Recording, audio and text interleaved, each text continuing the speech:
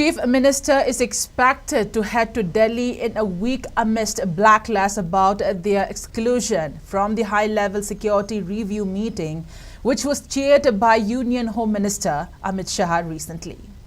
As per a national news report, Biren is likely to be called to New Delhi by central leaders later this week or early next week for a discussion on the security situation of Manipur. The report mentioned that the agenda of the meeting will likely revolve around finding a political solution to the ongoing conflict. The union government official stated that a discussion with the Chief Minister will take place to initiate a comprehensive dialogue with both Maitai and Kuki to find a lasting solution agreeable to all stakeholders. The report further mentioned that the initial focus will be to impose a ceasefire agreement between the two communities and then sort out a framework under which further negotiations can go forward.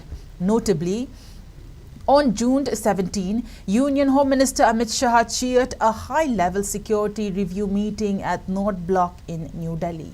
Despite DGP Manipur Rajiv Singh, Security Advisor Kuldeep Singh, Chief Secretary Vinit Joshi, along with officials of Army Paramilitary Force, IBN Home attended the meeting. Chief Minister was not informed to attend the meeting.